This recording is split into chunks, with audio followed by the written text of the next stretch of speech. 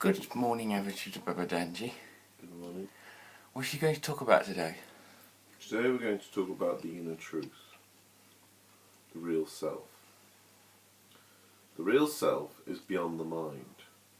Now, the mind is thoughts. There is a spiritual condition beyond the mind where thoughts originate from. All reality originates from it. But in that state there are no thoughts for the mind. The person's in that condition.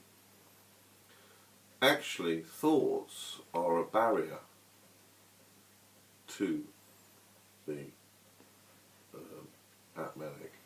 The Indians call the Atmanic condition, or the essential condition of the person. They act as a sheath or barrier to the person attaining the spiritual condition.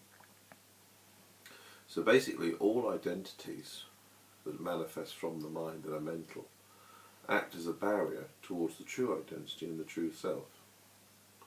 The only way is through inner contemplation, in silence and meditation and devotion to God, that the mind then traces and merges into the thoughtless condition, which is the essential condition beyond energy, beyond thoughts, and it's the pure, perfect condition of being without any ripples of anything else. What the person has done is, it's like a mirror. Imagine the Atmanic condition is a mirror. The person is looking in the mirror. As long as you look in the mirror and consider yourself to be the identity of the person looking in the mirror, you're not going to attain the mirror, because you think you're the identity. You've identified yourself with the Atmanic is an eternal resonating force, power. And it's self-aware and self-reflective. Now, this self-awareness, a person is always saying, who am I, as it were, to themselves. At every moment they're always thinking, I'm this, I'm that, I'm the other.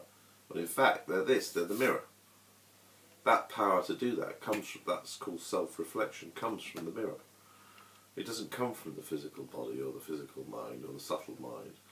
It doesn't come from the mind. The mind is an initiated, cut-off process that has lost its true identity of source. That's basically what ignorance is. And realization is merging back into the source, where the mind came from, where everything comes from in the first place. This is called the recognition process.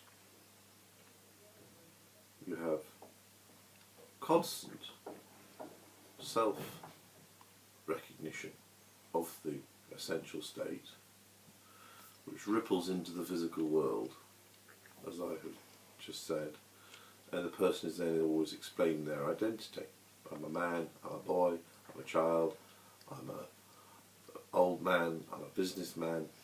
It's latching the eye onto in ignorance. The force, if a person could trace that back to then they would have, that's what meditation is. Slowly tracing that back to the essential nature, essential reality, true self, emerging in it, which is formless. The Indians call that the fourth body. Christians call that the spirit. Call that the spirit in Christianity. This is the force of holiness that is within every person of perfection.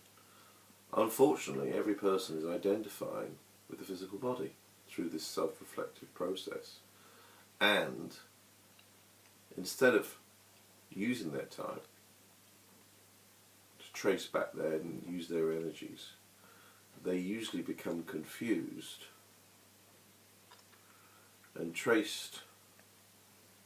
instead of tracing it back their essential nature, to their true self, they spend their time in physical distraction. And that's why most people spend their time drinking alcohol, because at some point the person, when they become older, they will realise that the body identity is not a very safe identity. So to numb this constant self-reflective process which every human being has, they drink alcohol or take drugs, because that numbs it. It's like being asleep. It's numbing sleep. What a person wants to do is have that as acute as possible, because that's like a piece of string coming from the essential nature to the physical nature, and you follow that piece of string back. That's your guide rope back to your true nature, your true self. People get